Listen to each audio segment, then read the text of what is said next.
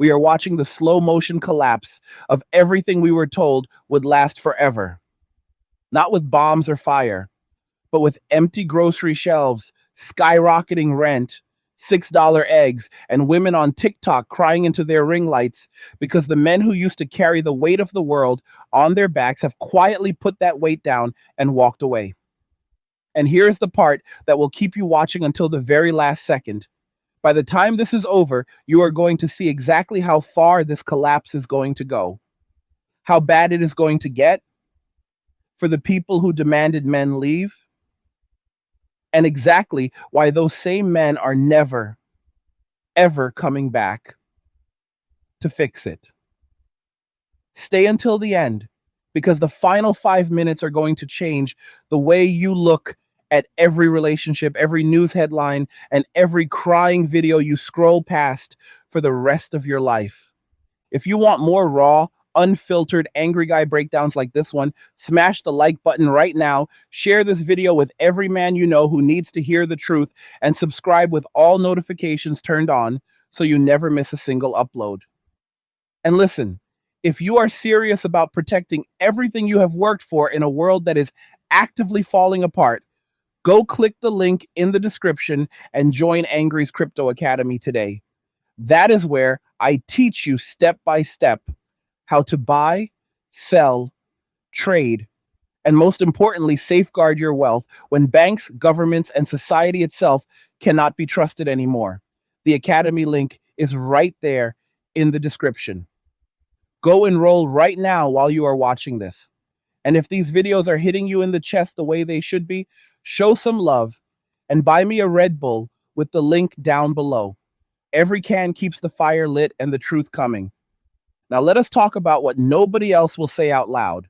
We are not heading into a collapse that will make the Great Depression look like a mild inconvenience. Food prices are not elevated, they are obscene. Rent is not competitive, it is predatory. Energy costs are not seasonal, they are engineered theft. And while politicians and musicians and talking heads on television keep telling us the same exhausted lie that inflation is cooling and the economy is strong, every single one of us who actually buys groceries, pays bills, and lives in the real world knows the truth. We are already in a deep recession that they refuse to name, and the numbers they keep feeding us are as trustworthy as a weather report written by a committee that has never been outside. Pattern recognition does not lie.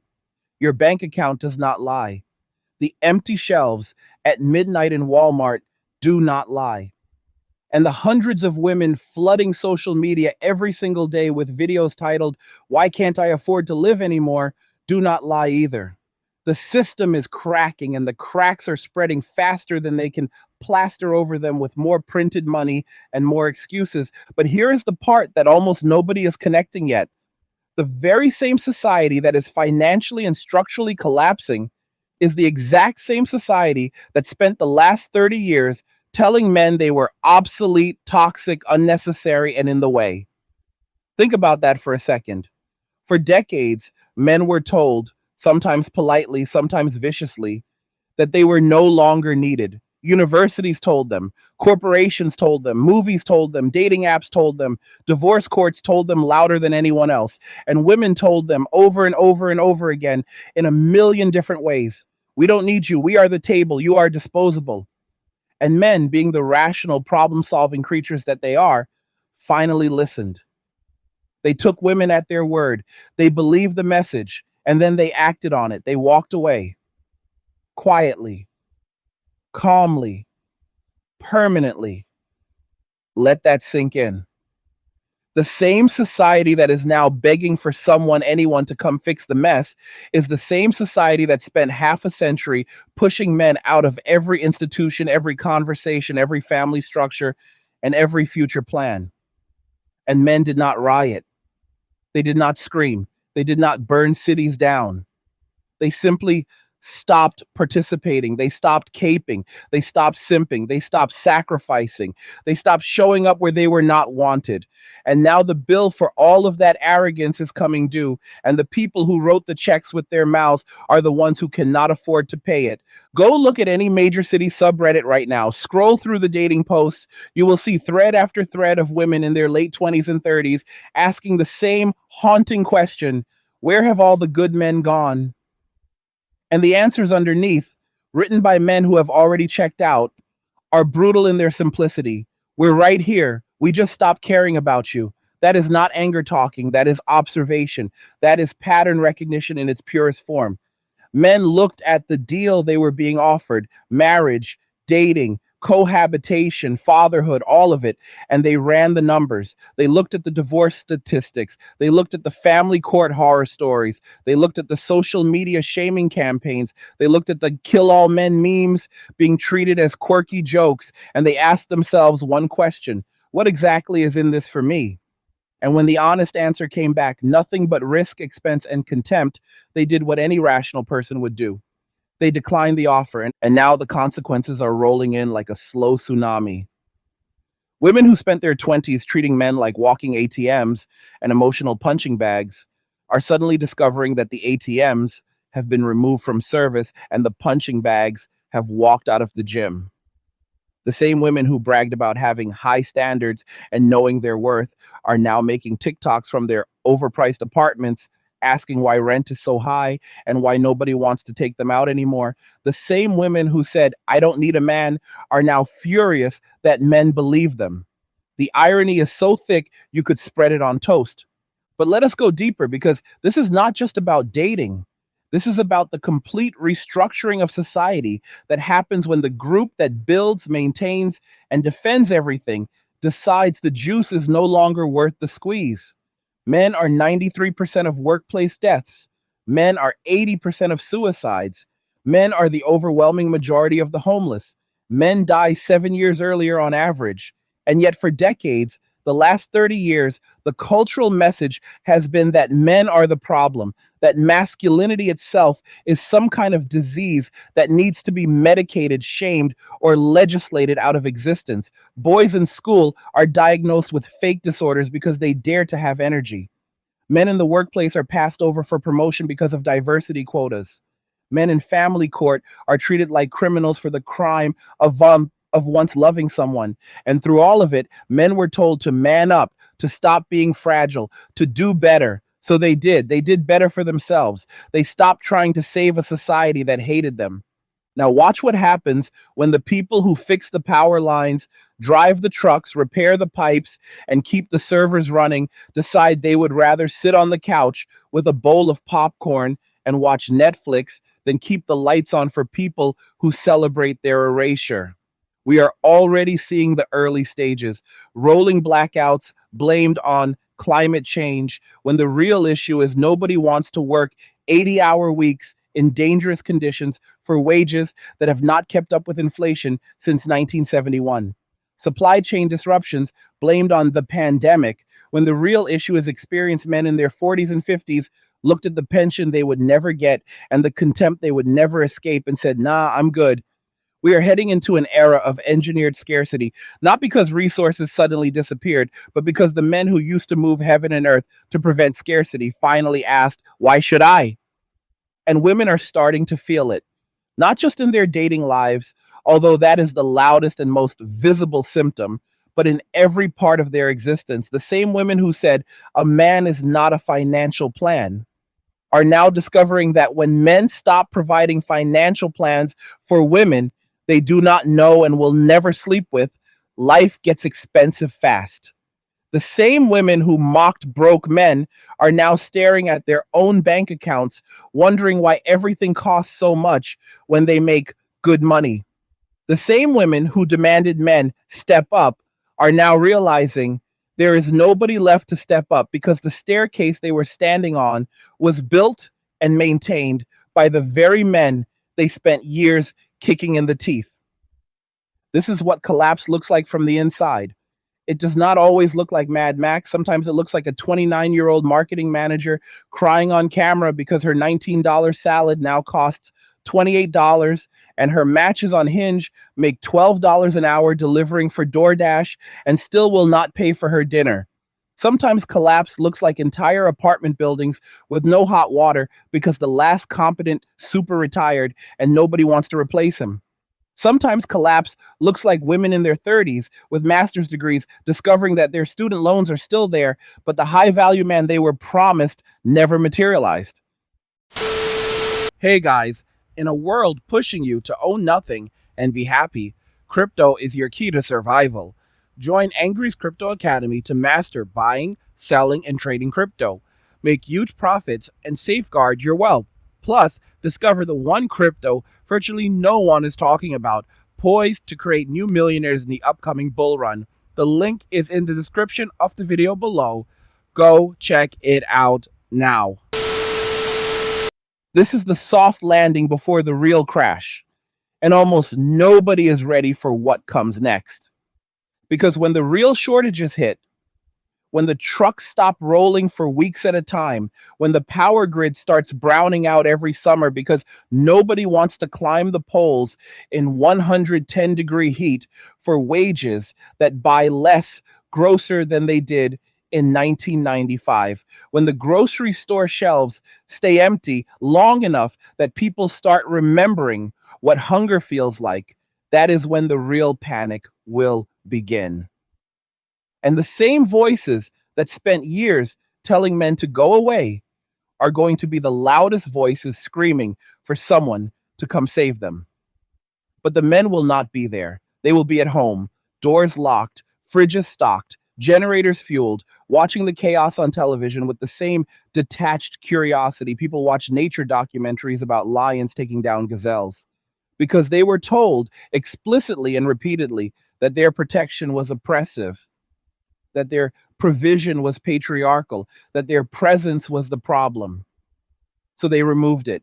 And once a man has tasted peace, once he has felt what it is like to keep his money, his time, his energy, his sanity, he does not give it away again. Ever. And here is where the story gets darker, because the collapse is not coming. It is already here, and it is accelerating in ways that most people are still too comfortable to admit. You think $6 eggs are bad?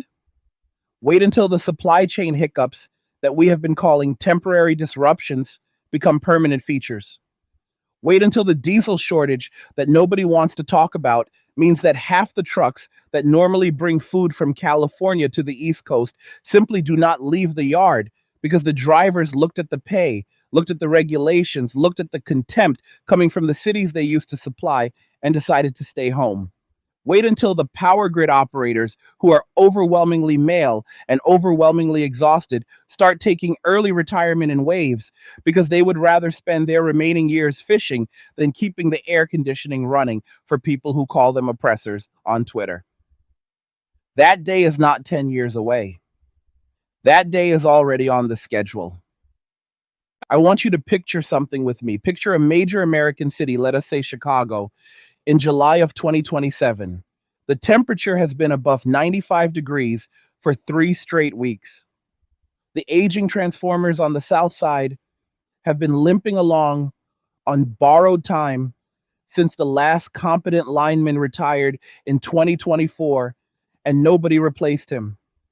One by one, they start popping like firecrackers. ComEd issues a polite statement about unprecedented demand and begins rolling blackouts that last 8, 10, 12 hours at a time. Grocery stores lose refrigeration. Insulin goes bad. Elevators stop. Traffic lights go dark. And suddenly, the same women who spent years telling men, I don't need you, are standing in 105-degree heat outside a Jewel Osco that has been looted clean, holding a dead iPhone, wondering why the National Guard is not there yet. And the men who used to keep those transformers alive, the men who used to drive the trucks, the men who used to show up no matter what, are 200 miles away in a small town nobody has heard of, sitting on a porch with a cold drink, watching the whole thing on a television powered by solar panels they installed themselves. They are not angry. They are not gloating either. They are simply at peace for the first time in their adult lives. That is the future that is already locked in because the incentives have been destroyed beyond repair. Men were told their labor was exploitation, their protection was toxic, their money was owed to women they had never met.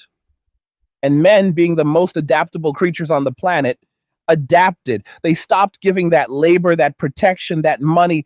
They redirected every ounce of it toward themselves. And once a man has spent even 6 months living for himself, once he has paid off his truck, stocked his pantry, built his gym in the garage, learned to cook meals that actually taste good, and gone to bed every night without a single argument or accusation ringing in his ears, there is no force on earth strong enough to drag him back into the cage he escaped. Not guilt, not shaming, not crying TikToks, not promises of I'll change. Nothing, nothing. And women know this on some level, which is why the panic in their voices is getting louder every single week. You can hear it in the way they phrase things now. It used to be, where are all the good men? Now it is, men need to step up. Men need to take responsibility. Men need to fix this need. That word has replaced want because want implies choice. And they finally understand that men have taken their choice back. The same women who spent years bragging that they don't chase men are now making hour-long podcasts about how men have given up and how that is somehow men's fault too. The mental gymnastics are Olympic gold medal level. They went from I am the prize to why won't anyone claim their prize in less than 5 years? And the cognitive dissonance is shattering them in real time. But let us be very clear about something. Men did not abandon society out of spite.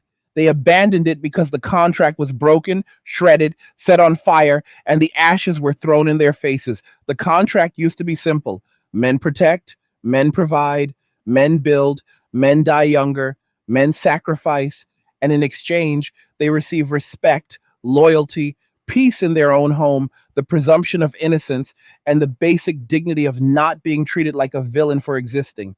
That contract was unilaterally rewritten by people who never had to live under its terms. The new contract said men protect, men provide, men build, men die younger, men sacrifice, and in exchange, they receive contempt, accusations, financial ruin, social exile, and the constant threat of having their lives destroyed by a single tweet. Any rational person shown that deal would tear it up and walk away. Men did exactly that. And now the people who rewrote the contract are shocked that men honored the new terms. They are shocked that when you tell someone, we don't need you enough times, he eventually believes you. They are shocked that when you punish a man for approaching, for looking, for speaking, for earning, for breathing, he eventually stops approaching, stops looking, stops speaking, stops earning more than he needs, and starts minding his own business with extreme prejudice. They are shocked that when you make paternity fraud consequence free, men start demanding DNA tests or simply stop dating single mothers altogether. They are shocked that when you turn divorce into a wealth transfer program with men as the permanent donors, men start refusing to get married or even cohabit. Every single consequence they are living through right now was predictable, was predicted, was screamed from the rooftops by men who were ignored and mocked for years. Go back and watch videos from 2015, 2016, 2017. Men were already saying this was coming. They were called bitter. They were called losers. They were called incels before that word had even been weaponized to its current state. They were told good men won't be affected by this. They were told real men don't care about divorce rates. They were told if you're scared of false accusations, just don't be a creep. And every single one of those men looked at the observable reality, looked at the divorce statistics, looked at the Me Too mobs, looked at the family court atrocities, and quietly made their plans. They paid off debt. They moved to lower cost areas. They learned trades that cannot be offshored. They built second passports. They stocked pantries. They lifted weights. They disappeared into the machinery of their own lives. And while women were busy making men are trash TikToks with their friends, those men were becoming the kind of ghosts that no amount of crying or demanding can bring back. That is the part that almost nobody wants to say out loud, but I'm going to say it anyway. The men who walked away are the competent ones. The men who are still simping, still caping, still white knighting, still paying for OnlyFans, and sending Cash App to Instagram models they will never meet. Those are the bottom tier. The high value men, the men who actually keep civilization running, the men with options, the men who could fix the transformer, drive the truck, replumb the building, those men are gone. They are not coming back to save you. They are not coming back to date you. They are not coming back to marry you. They are not even coming back to argue with you. They are sitting in silence, watching the experiment run its course, and the silence is deafening, and the silence is strategic. These men have learned something that women have never had to learn because women have never been forced to learn it. They have learned that attention is the only real currency they ever had in the sexual marketplace, and they have taken that currency completely off the table. No likes, no comments, no DMs, no dates, no free meals, no emotional labor, no validation, nothing. And when the average man removes his attention from the average woman, her value in that marketplace does not just drop, it collapses. And when millions of men do it at the same time, the entire system that was built on male attention as the foundation starts to wobble, then crack, then fall. You can see the panic in real time. Dating apps are hemorrhaging male users. Marriage rates are in free fall. Birth rates are below replacement in every developed country on earth.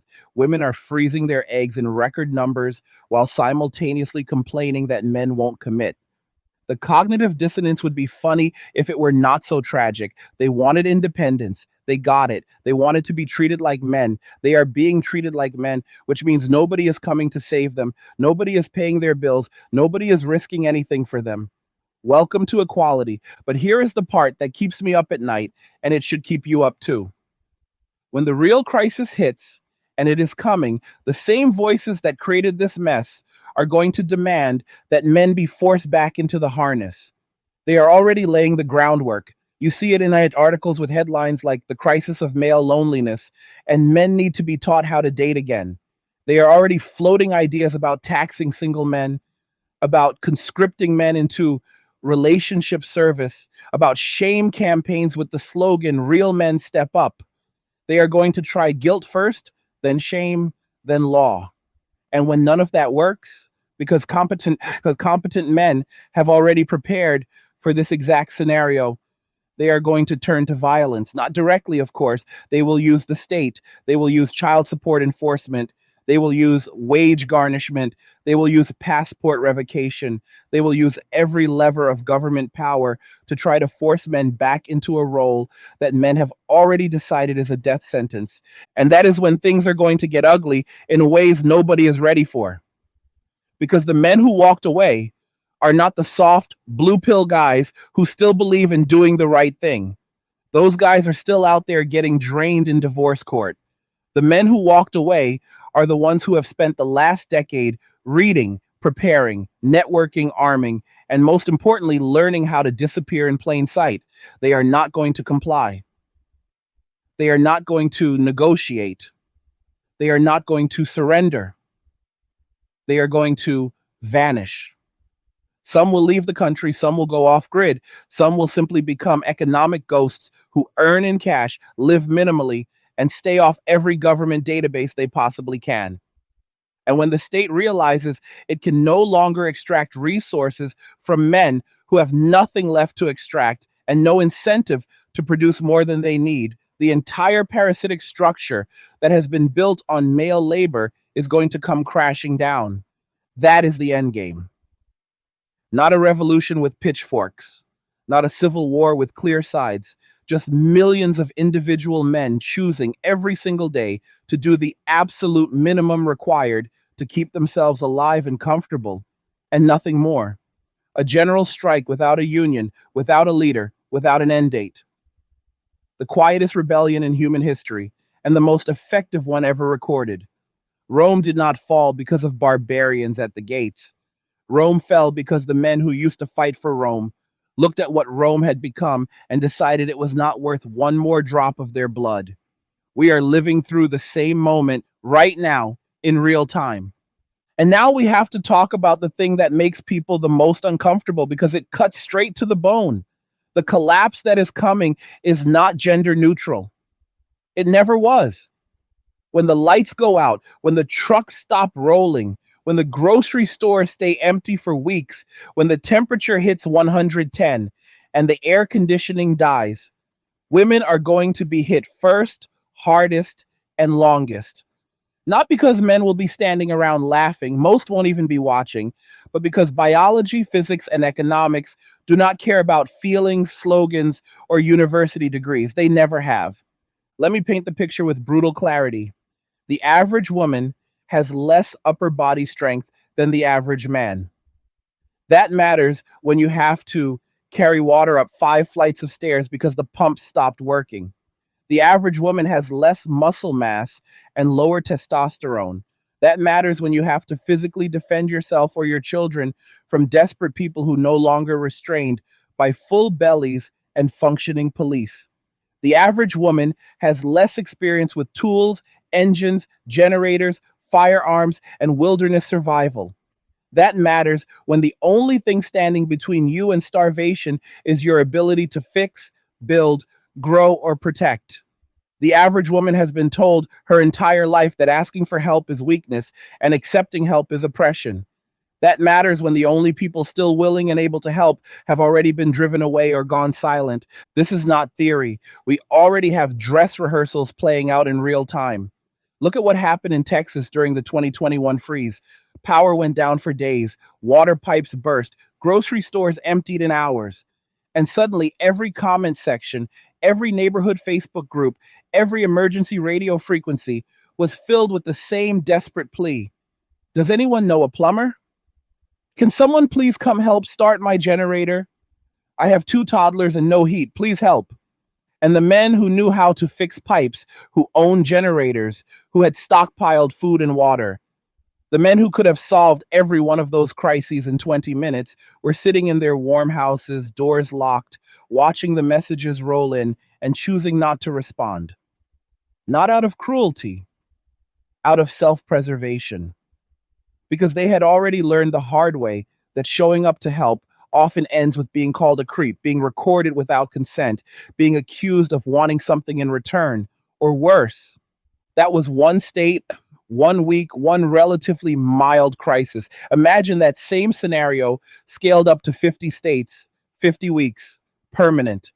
Imagine a summer where the grid goes down and stays down because the last gray haired lineman who actually understood the system retired and the replacement pipeline dried up years ago. Imagine winter storms that knock out power for a month because the men who used to work through blizzards in cherry pickers now refuse to risk frostbite for people who spent years celebrating their obsolescence. Imagine supply chains that never recover because the experienced long haul truckers looked at the price of diesel, the new regulations, the contempt from the coastal cities, and parked their rigs for good. That world is not science fiction. That world is scheduled. And the most terrifying part, women have no plan for it. None. The entire feminist project of the last 60 years was built on the assumption that men would never, ever stop showing up. That no matter how much contempt was hurled, no matter how rigged the courts became, no matter how many accusations flew, no matter how much male labor was taxed and redistributed, men would keep building, keep fixing, keep protecting, keep providing, like some kind of unbreakable law of nature, like gravity, like the sun rising, and now gravity is reversing, the sun is setting at noon.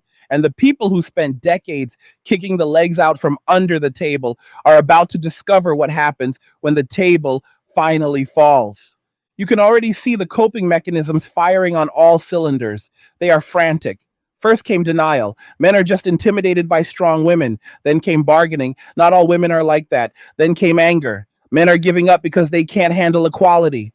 Now we are deep into depression, endless TikToks of women crying in their cars about how lonely they are, how expensive everything is, how nobody asks them out anymore. Acceptance has not arrived yet, but it is coming. And when it does, it will be the most bitter pill in human history. Because acceptance in this case means admitting that the entire experiment failed, that telling half the population they were worthless and toxic while simultaneously depending on them for survival was possibly the dumbest civilizational gamble ever made. And while all of this unfolds, the men who walked away are not suffering.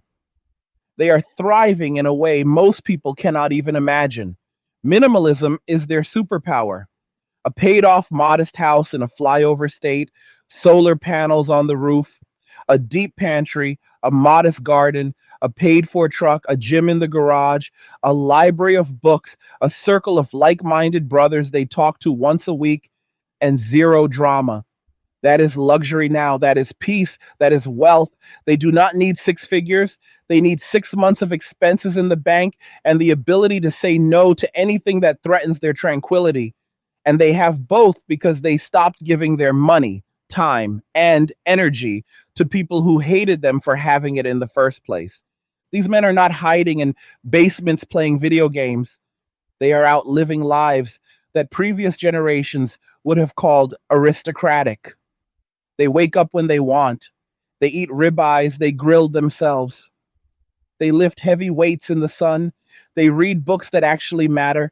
They take road trips on a whim. They sleep 8, 9, 10 hours a night without a single text message argument to ruin it.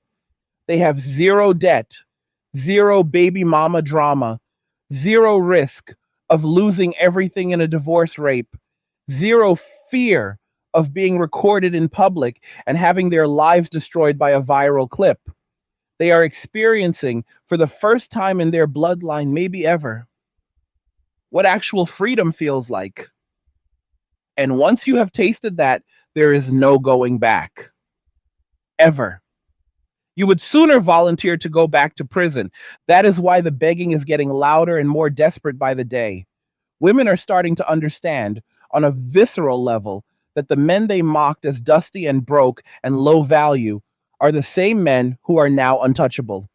The tradesman with the dirty hands and the quiet confidence, the quiet guy at the gym who never posts shirtless selfies but can deadlift 4 plates, the software engineer who moved to a small town and now works 4 hours a day from a laptop on his porch, the former military guy who bought land 5 years ago and now has chickens, goats, and a well that the government cannot turn off. These are the men who are free. These are the men who are gone. And these are the men who will watch the entire system burn to the ground before they lift a finger to save the people who celebrated their departure. And the system knows it. That is why the propaganda is shifting into overdrive. You are going to see a flood of articles over the next 2 years with headlines like The Dangerous Rise of Male Isolation and How the Manosphere is Radicalizing our sons. And we need to bring men back into society. They are going to try every trick in the book. They are going to trot out celebrities to cry on camera about how worried they are about men. They are going to push laws that punish men for staying single. They are going to try to shame men with their mothers, their sisters, their future children they will never have. And it is all going to fail because you cannot shame a man who has already made peace with being called every name in the book. You cannot guilt a man who has already accepted that the society collapsing around him was never his to save in the first place. The die is cast. The exodus has happened.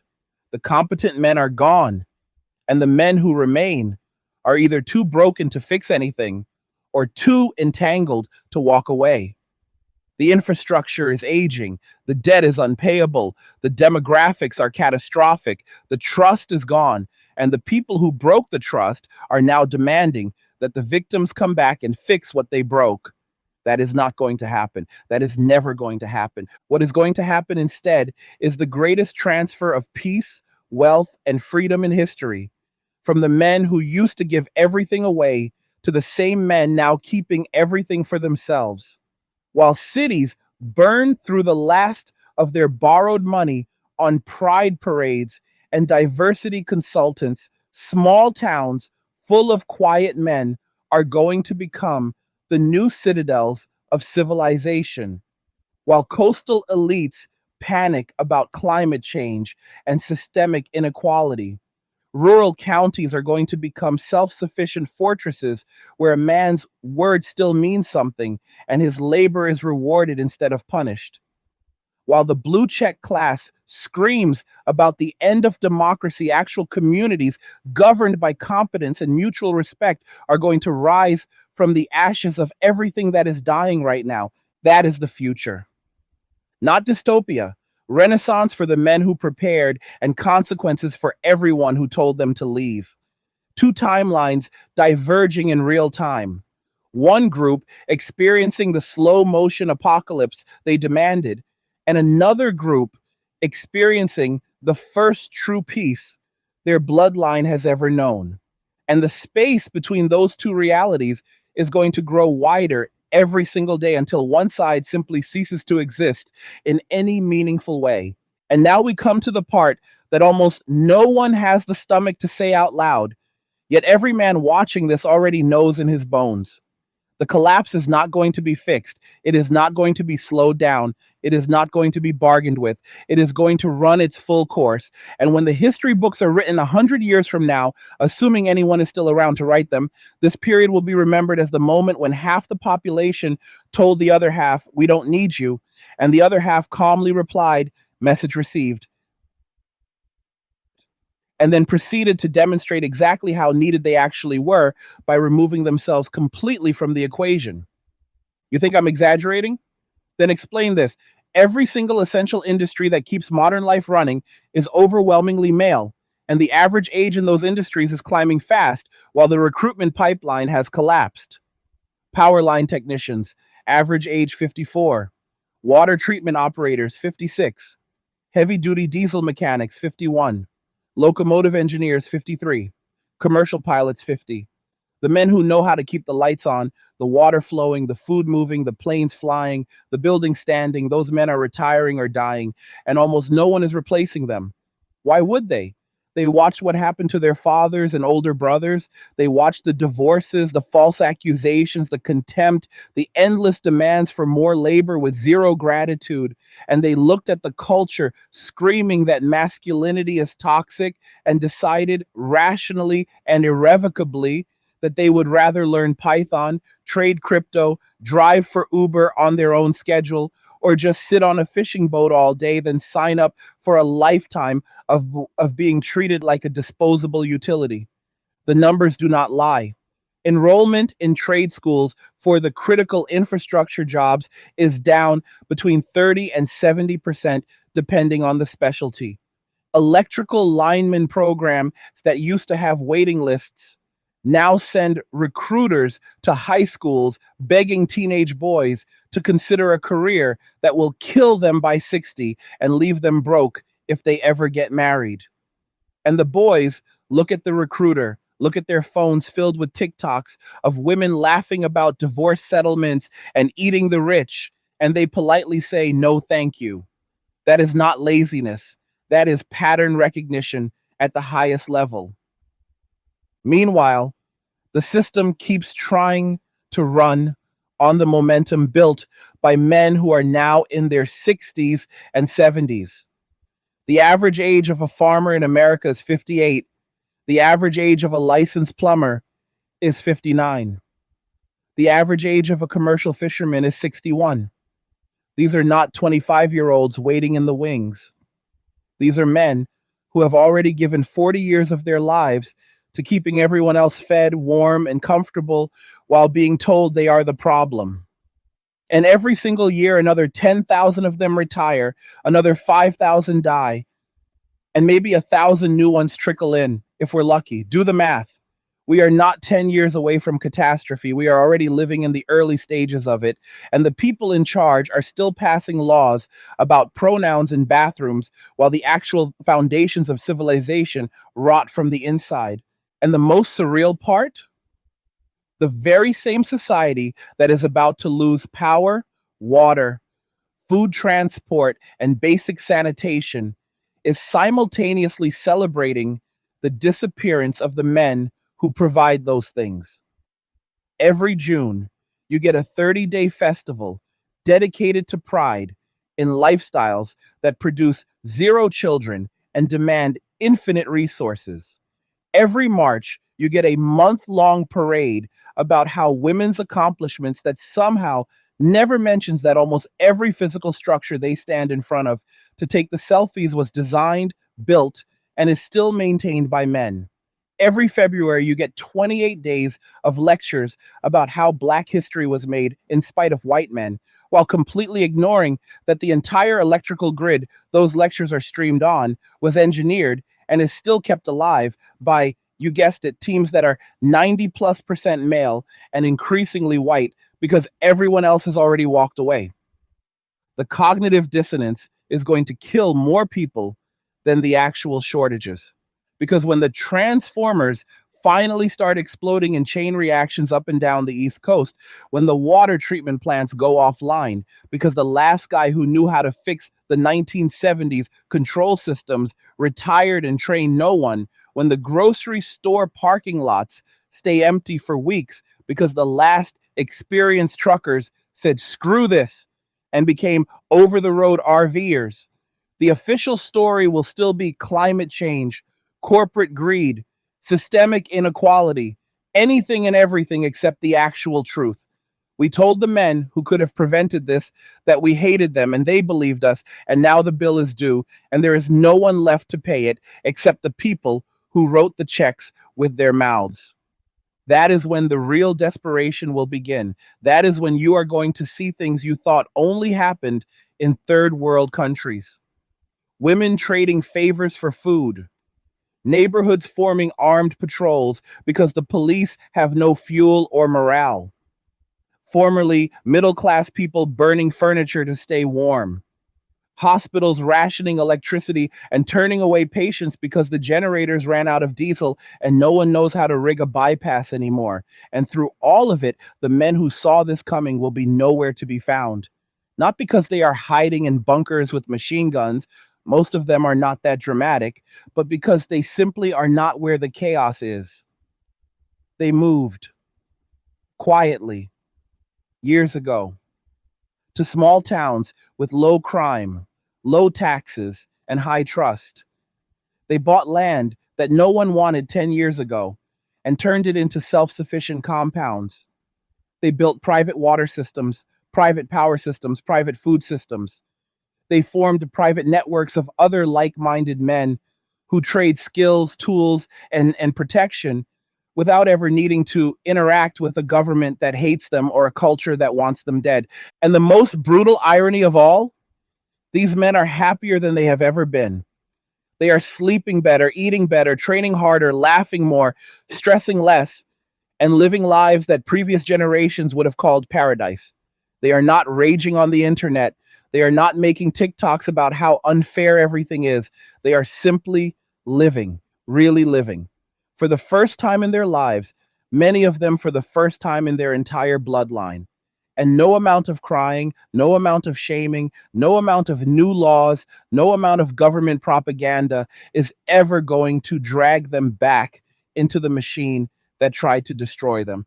That is the part that keeps the architects of this disaster awake at night. They know on some level that the men they need the most are the men they have already lost forever. The competent, the stoic, the builders, the fixers, the protectors, those men are gone. And the men who remain are either too weak to help, too broken to care, or already so entangled in the system that they cannot escape even if they wanted to.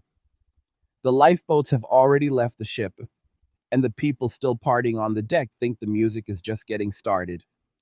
When the real pain begins, and it is coming faster than any official forecast will ever admit, the demands will turn into threats. First, they will try guilt. Think of your mother, your sister, your daughter. Then they will try shame. Real men don't let women suffer. Then they will try law. Taxes on single men, mandatory civic service, conscription into infrastructure repair gangs.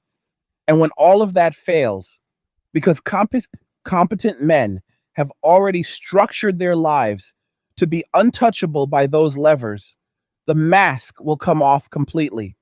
You will see articles openly calling for violence against men who refuse to step up. You will see politicians floating ideas about seizing assets from men who hoard resources. You will see blue check accounts celebrating when some quiet guy who just wanted to be left alone gets doxxed and ruined for refusing to white knight his way into an early grave. And every single one of those attempts will backfire spectacularly because the men who walked away have already war gamed every scenario. They have cash businesses. They have crypto wallets the government cannot touch. They have land in jurisdictions that still respect property rights. They have private security arrangements with other men who share their worldview. They have escape plans, and backup plans for the backup plans. They are not afraid of being called villains because they were already called every name in the book and it did not kill them. They are not afraid of losing jobs because they already walked away from jobs that required them to hate themselves. They are not afraid of prison because many of them have structured their lives so that there is nothing left to seize and no visible income to garnish. In other words, they have achieved something that empires and revolutions have spent centuries trying to prevent. They have made themselves unfuckwithable. And once a critical mass of men reaches that state, the game is over. Not with a bang, not with a revolution, just with silence. The silence of millions of men doing exactly what they want, when they want, with whom they want, and owing exactly nothing to anyone who spent years telling them they were nothing. That silence is the sound of the old world dying. And the new world, the one being built in small towns and rural counties and private networks and encrypted group chats, that world does not need your approval, your validation, your taxes, or your permission. It is already here. It is already growing. And it is being built exclusively by and for the men who were told they were the problem, who finally agreed and then solved the problem by removing themselves completely from the equation. The collapse is not coming, it is here. And the men who could have slowed it down, stopped it, or mitigated it are already on the other side of the river, watching the bridge burn with the calm satisfaction of men who were finally truly believed when they were told they were not needed. And now we reach the final truth, the one that will echo in your head long after this video ends, the one that will make some people furious and others finally exhale with relief. Here it is, spoken plainly and without apology. The age of men sacrificing themselves to save a society that hates them is over, dead, buried, and it is never coming back. That is not a threat. That is not hyperbole. That is not bitterness talking. That is the calm statement of an irreversible historical fact that is already written in the actions of tens of millions of men across the Western world and beyond. The contract has been broken. The trust has been annihilated. The cost benefit equation has been run a million times by a million different men. And every single one of them came to the exact same conclusion. Peace alone is worth more than war for people who want you dead. You want to know how complete the shift already is? Look at the numbers nobody wants to talk about. The marriage rates in the United States have fallen off a cliff and are now at the lowest level ever recorded in American history. 40% of men under 30 have not had sex in the past year. That is not because they are ugly or broke. It is because they looked at the risk reward ratio and chose zero over negative. Home ownership among men under 35 has quietly surged in certain rural counties while collapsing in every major city because men are leaving the places where they are hated and moving to places where their labor is still respected. Gun ownership among single men has quietly tripled in the last decade. Not for hunting, not for sport, for the same reason men throughout history have armed themselves when the social contract breaks down. Passport applications from American men aged 25 to 45 are at all-time highs, and the top destinations are countries where family courts cannot touch you, and the culture still values masculinity. Crypto adoption among men is 5 to 7 times higher than among women in every age bracket, because men understand that when the banks and the government finally come for what is yours, Bitcoin is the only asset that cannot be seized by a judge because your ex-wife cried on the stand. These are not random data points. These are the footprints of an exodus that has already happened. The competent men did not announce their departure with press conferences or manifestos. They simply left, quietly, methodically, permanently. And now the places they left behind are beginning to experience what life actually looks like when the people who used to carry the load put the load down and walk away. You are already seeing it in the little things: the potholes that never get filled, the power outages that last a little longer every year, the grocery stores that run out of meat on Wednesday and do not get restocked until the following Monday, the customer service lines that ring forever because the last competent manager quit and the new hires cannot figure out how to fix the scheduling software, the bridges with the structurally deficient signs that stay up for decades because the bidding process is paralyzed and nobody wants the liability anymore. These are not accidents. These are the first visible symptoms of a civilization that spent 30 years telling its builder class to go screw themselves and is now discovering what happens when the builder class finally listens. And the worst part for the people still trapped in the dying system: there is no villain they can point to. There is no evil corporation to boycott. There is no single politician to vote out. There is no protest march that will fix this. The men did not burn anything down. They did not riot. They did not even raise their voices. They simply stopped showing up. And that, more than any revolution in history, is what actually brings empires to their knees. Not fire, not war, withdrawal. That is the power men have always had and almost never used. The power to say no, the power to refuse, the power to walk away and let gravity do the rest. And now that power has been unleashed on a scale never seen before because the conditions have never been this extreme. Men have never before been this demonized, this disposable, this legally vulnerable, this culturally despised, while simultaneously being this connected, this informed, and this capable of living well without the system that hates them.